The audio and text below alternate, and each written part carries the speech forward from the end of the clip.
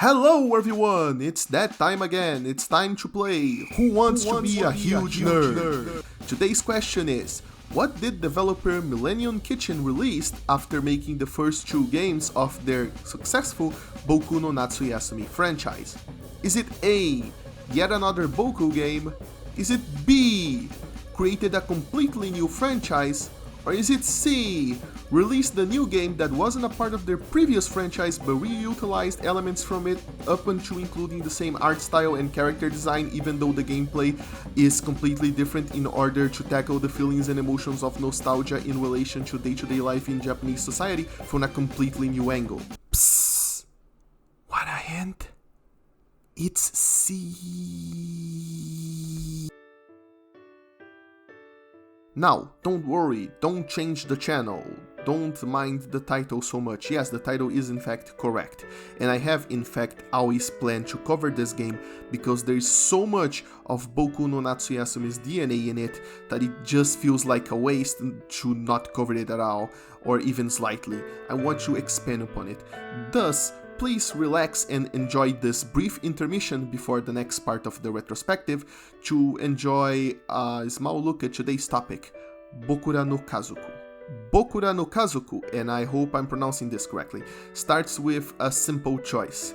How many children do you want to have in your family? That's a very weird way to start a game, for sure, but it will all make sense eventually. For now, you only have one choice at the beginning anyway, so you pick that one and you pick the name of the father and the mother of the soon-to-be-born new members of the family and get kicked right into one really upbeat intro that immediately highlights how different Bokura no Kazoku is from Millennium Kitchen's previous games. What you get is a high-energy EDM song with the characters moving through the cityscape of modern Japan, a far cry from the more rural settings and 70s nostalgia of their previous games. The subtitle of the game is My Family Growing Up in the 21st Century, after all. It's right there on the title screen in case you missed it. The character design, understated but well utilized soundtrack and the wonderful backgrounds, however, remain of the exact same quality and kind as the previous entries. And I have no concrete information on if they are using the same engine as the previous games, but I'd confidently bet about $10 that they are. And thus, there is some level of familiarity to be found here by anyone who played one of the Boku no Natsuyasumi games before. However, if you expect to have the same experience gameplay-wise, then you're in for a surprise, because Bokura no Kazoku is a wildly different game. Instead of running around exploring the neighborhood and interacting with a cast of mundane but nonetheless colorful characters, the entire game is actually a child-raising simulation game that is entirely menu-controlled. Bokura no Kazoku means our family in Japanese, which might give you the impression that you play as all of the members of the family, but that name is wildly misleading. A less misleading name would be something like Our Children, though I imagine that wouldn't be as generically cute to put on the cover box. And the reason for that is because, you see, while you do get sort of a main character with the father that takes center stage compared to the mother, you don't actually get to control him either. Instead, the game is divided by years, each year being further divided into seasons, and at the beginning of each season, you can make a choice. Said choice can have a variety of influences over your children's stats, which will in turn influence your children's personality, which will have a variety of effects on their lives. So basically, you don't play as any character, you fiddle around with menus and stats to make sure you don't end up accidentally raising a delinquent, or maybe you do raise one anyway, because that sounds hilarious, it's up to you. And quite a lot is up to you in fact. Thanks to the abstraction of menu presentation, it's never really clear what is going on as the choices are being made. Are you actually playing as the father and you're influencing your children to be exactly the way you want them to be? Which is a bit creepy since you do get to choose everything from the school they go to, down to the school clubs they join, and even the jobs they will eventually get. So, A bit controlling there, isn't it? Or maybe it is just an abstract simplification of the process of family members discussing a topic until they have reached an agreement, but skipping out the messy parts of that for convenience. I suppose we will never truly know. What we do know, however, is that like most good things in life, choosing options is not free. Every option you can choose has an associated cost of currency with it. After all, you can't bring your children to the aquarium without paying for their tickets. And of course, depending on the weight of the option, you can even end up having to burn through most of your savings in order to choose it. Options that are like, for example, trying to get your children into a well-regarded university. Thankfully, you are not alone in acquiring the booty necessary to provide the proper education. Even before they're fully fledged members of the workforce, your children can get part-time jobs to help accumulate some bonus coins, and if you end up, for example, planning to make a really expensive decision in the future without the money to back it, the game will even helpfully let you gamble your life savings away, just like any responsible father would certainly do.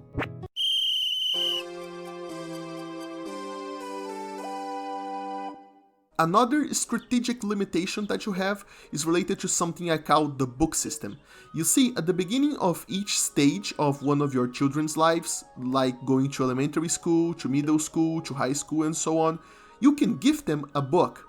It doesn't sound like too much at first, but said book can radically change your children's fate.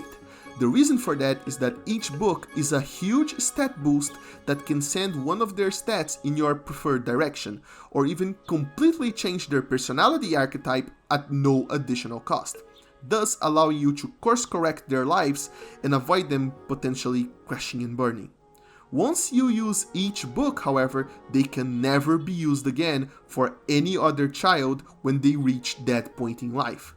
This means that you can't just easily mass-produce children with the exact same personality, which is a clever way the game has to force you to specialize your children into different personality types. So, working with these limitations in order to build a large happy family is the goal of the game. And so far so good, right? This does sound like a complex and fun game, so what's the catch? Well, the catch is there is unfortunately no payoff. That's right, this game has no payoff at all. I mean, a game doesn't need to traditionally have a payoff gameplay-wise or narrative-wise, and the payoffs of the Boku series, the Boku no Natsuyasumi series, were a bit abstract, but really, this game doesn't have meat in its bones. This game doesn't have meat anywhere, real meat. It's all bones. It is, unfortunately, a skeleton of a game. But allow me to explain what I mean by that weird sentence. In Millennial Kitchen's previous games, the Boku no Natsuyasumi games, you play as a boy during summer vacation, playing around, talking with people, and occasionally catching a glimpse into their lives that showcase the full complexity of the world and the people around you. But despite focusing on a central cast for a total of about 30 plus years of their lives, not even the greatest events in Bokura no Kazoku can share insight into their characters as well as the most mundane moments of the Natsu games. And Bokura shows moments from the birth of a child to falling in love and heartbreak to getting your first job, all of those big moments in life, and not a single one of those managed to tug at my heartstrings. And that's when, well, you know with my head I have a little problem here. A big part of this is due to the way the events are displayed. They are disjointed, simple, and done utilizing as little resources as humanly possible, with a lot of them being these almost surreal vignettes where the father or the mother would ask a question like, "I wonder how X is doing at their job/school," and then X would walk around the background representing their job/school while explaining how they feel or telling a story about what happened instead of actually showing what happened. Family trips to the aquarium/zoo/park, any event where you choose to take a family member out, also usually only have a small gray text box on the lower side of the screen telling about how the trip went and how the children got a small boost to their health status because of the trip. It's all weirdly mechanical and unemotional, a complete departure from the warm approach of Millennium Kitchen's previous titles. These moments, plus the menus that make up the bulk of the game, they are all together, quite frankly, they can get real boring. Quite frankly, they can get real boring, and you'll be interacting with the world in that way for a majority of the game, like 80 to 90% of it, so you'll be seeing those a lot if you choose to play this one. So if you do so, good luck. But even so, I kept playing the game expecting the big moments to come. Surely these are just the smaller parts of the game, and when the correct choices are made and characters clash and the planets are correctly aligned, the really good events will come and I will feel the consequences of my actions. But instead, before I knew it, the game was over. It took roughly half the time you usually spend on a Boku game to finish it, and the emotions I was expecting to have were just not there. Sure, the big moments of having a family were there, like bullet points in paper, but none of the characters were developed in a way that made me care about them, and the events themselves felt so disjointed and sudden to be considered part of the same narrative. They just came and went like a flash, and as soon as I tried to start a new game, the next option, to start a new family and have more children next time, was unlocked, thus implying that while short, this is a game that must be experienced multiple times in order to be fully appreciated. But considering what I had experienced so far, I honestly saw no point in continuing. Even if the mechanics are there, the mechanics for an interesting simulation game are there, the way the game decided to focus and try to weave a narrative was deeply flawed, and I felt like adding more children to the mix wasn't going to fix that. But what led to this result? Considering how well crafted the world and characters of their previous games were, it's hard to think Millennium Kitchen dropped the ball on such a crucial aspect. And I have two theories about that. The first one is pure conjecture, but I do believe the game might have ended up this way due to the wall that most ambitious games fail to climb: limitations. To this day, it is still impossible to completely and accurately emulate the human experience with the current technological limitations of our time, so to try and do so with a small team on the PS2 at the time of the game's development was of course completely out of... you couldn't even think about it, right? So, in the end, they probably decided to narrow their focus onto one aspect of human life, which is child raising, and all the struggles and joys it brings. But even narrowing the focus down to that level wasn't enough, and they probably had to leave a lot of ideas on the cutting floor. The reason all characters outside of the family and possible family members are just washed pieces of the 3D backgrounds is because it would just be too much to model, animate, and store that many 3D models on the disc, considering they would end up only showing once in a playthrough, assuming the player even triggered their events with the player choices. This also explains the weirdly surreal vignettes in which the characters explain their lives instead of showing it what happened, because if they did show what happened, then not only would the number of 3D models grow a lot, but the number of voice acting lines would grow tremendously as well. You have to keep in mind that even in the current state of the game already features voice acting for all of the possible children you can have, with voice clips from childhood to adulthood, plus the parents and a handful of other characters. That's already a lot of stuff to produce and manage, so obviously a small studio like Millennium Kitchen would run into trouble if they tried to bite way more than they could chew in terms of content production. But still, with a clever way of distributing resources, maybe a smaller time frame in-game to work with, maybe with a little extra push, they could have made the game feel more well realized. But they didn't. And that's where my second theory if you could even call it that, fits right in.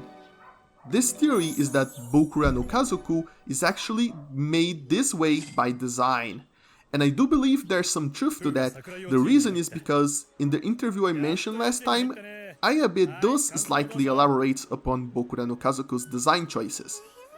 I don't know how well the game sold in Japan, but apparently it did receive some criticism because in the interview Ayabe talked about how he was frustrated when people questioned why the game was so short, which was apparently a complaint he heard pretty often, because he did it that way completely by design. It wasn't a mistake, it was the intention. It was intentional. Having reached his 40s and having children, Ayabe felt that time went by way too fast and that life was so short. So he wanted to express that feeling into a video game that made you feel like you were living a life in fast forward. And when I saw that, something clicked in my head. When I read that, something clicked in my head that made me realize what I was missing in trying to appreciate what Bokura no Kazoku is. That's not to say I think my criticism is invalidated by that revelation, nor that I don't think the game is deeply flawed. I still do think the game is deeply flawed, and I think they should have had more special events and more elaborate ones too, so we could grow more attached to the characters. I don't think the game would lose its sense of brevity if it did that and had something like double of its playtime, since I finished it in like 5 hours, and living a life in 10 hours would still be living a life in fast forward after all. Life can feel short, but it can also it actually be pretty long in some ways. And I do appreciate what Ayabe was trying to do. He just unfortunately made a few missteps that accidentally turned a game about how brief life can seem looking back only at its greatest moments into a game about how even life's greatest moments are actually kind of boringly mundane when looked outside in from the perspective of a person who didn't get enough context to grow attached to this family. So, oops, I guess. He does, however, end this section of the interview by answering that he does wish he could change a few things in Bokura if he could go back in time, and honestly, what artist wouldn't do that? And he also said that yes, maybe doing a more classic style adventure game like Boku would have been better, and I do think there's some potential in there, like maybe a game where you only control the father or the mother of the family on one random day of a year at a time, slowly helping your children shape their lives through direct conscious decisions, but still leaving the actual decision making to them, rather than just playing around with menus. Not that menu-based gameplay is necessarily bad. Just saying that there is potential for a Boku style game here, but I digress. Okay, I digress. We should not spend too long talking about what could have been when we still have so much to discuss that currently is. And so, fresh off the slightly controversial swerve that was Bokura no Kazoku, Millennium Kitchen would return to its roots to deliver the next installment of their staple series with Boku no Natsuyasumi 3, a game that turned out to be quite a bit more personal than it looks at first glance. But how so? Well, if you wanna know, I guess you just have to join me next time.